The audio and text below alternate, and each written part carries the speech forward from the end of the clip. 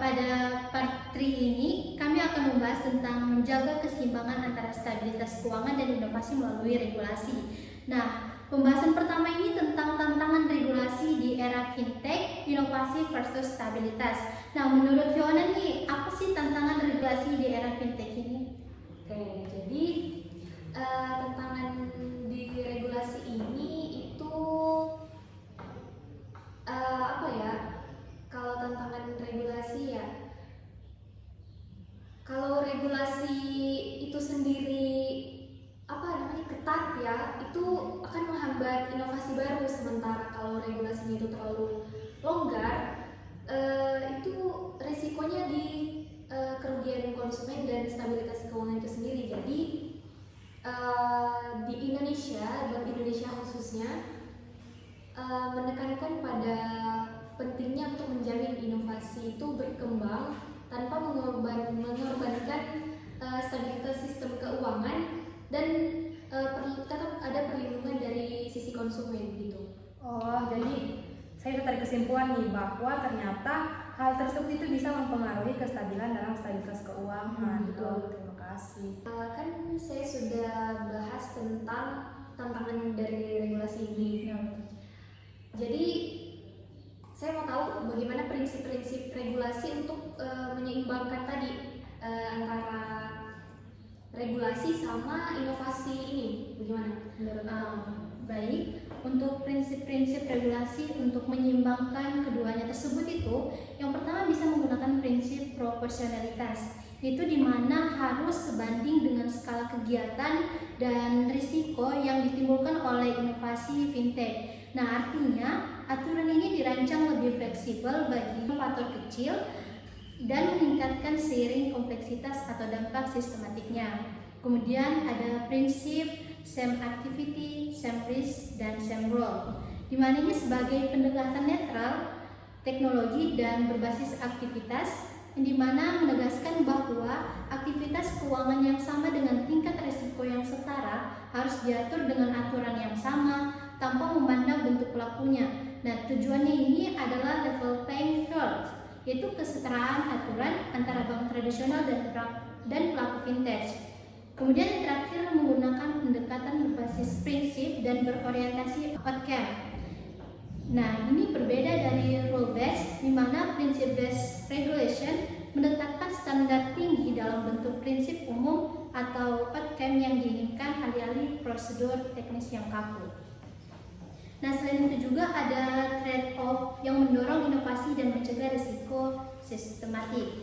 Nah, di mana peningkatan kompetisi dianggap positif karena memacu inovasi dan meningkatkan kualitas layanan serta menurunkan biaya bagi nasabah. Namun, para ekonom mencatat bahwa lebih banyak kompetisi dapat mengurangi stabilitas keuangan dan perlindungan investor. Kemudian, regulator modern juga ini harus mengakui potensi konflik ini secara eksplisit. Nah, ada juga pandemi dan boom aset yang mendorong inklusi keuangan dalam memanfaatkan teknologi baru, namun di sisi lain juga membawa risiko baru.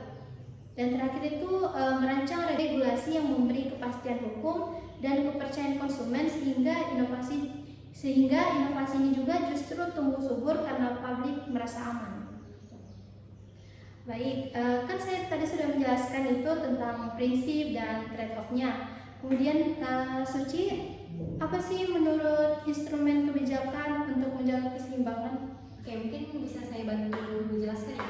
Untuk menjaga keseimbangan stabilitas keuangan ini, yang pertama itu menggunakan regulatory sandbox yang di awal sebelumnya sudah kita jelaskan, di mana regulatory sandbox ini adalah uji coba layanan atau model bisnis di lingkungan yang terbatas, gitu.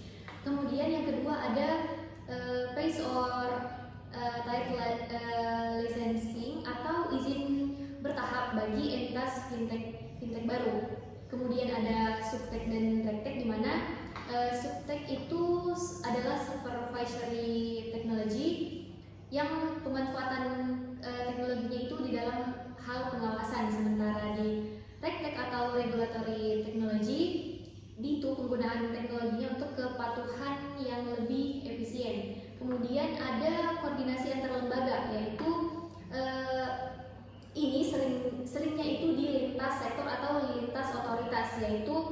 kerjasama antara regulator yang sangat erat. Kemudian ada pendekatan berbasis aktivitas atau activity base yang kelebihan dari instrumen ini itu fleksibilitas dalam menghadapi konvergensi model bisnis begitu. Oke, tadi sudah kita bahas mengenai prinsip-prinsip, tantangan, instrumen, kemudian ada trade-off-nya. Jadi kita berpindah nih ke hal yang menghubungkan atau mengaitkan tentang berbagai negara. Jadi kita pindah ke contoh empirisnya nih dari berbagai negara. Saya mulai dulu dari negara maju. Kita tahu kan kalau Inggris merupakan pionirnya. Jadi Inggris atau UK ini menggunakan pendekatannya sudah tahu pasti ya, principle based. Sedangkan Singapura mungkin bisa jelaskan menggunakan apa? Nah, tadi juga saya sudah menjelaskan Singapura bahwa ini merupakan suatu negara yang kecil yang sangat pro inovasi terhadap regulasi fintech. Nah, di mana ini mereka menggunakan otoritas moneter Singapura yang regulatornya itu terpadu atau tunggal. Oke. Sekarang saya pindah lagi nih ke negara maju lagi. Ada Uni Eropa. Jadi Uni Eropa ini menggunakan kombinasi antara principle based dan juga rule based. Bagaimana kalau Brasil tersendiri? Mungkin bisa dijelaskan Fiona. Jadi untuk Brasil tadi kan saya sudah jelaskan. Jadi di Brasil itu memanfaatkan inovasi finansial yang melalui perluasan kebijakan yang prudensial dan terstruktur oleh Bank Sentral Brasil. Yang tadi sudah saya jelaskan di pembahasan yang pertama. Kemudian di Indonesia itu terobosan dari Bank Indonesia yaitu peluncuran KRIS atau Quick Response Indonesian Standard pada tahun 2019 yaitu pembayaran digital.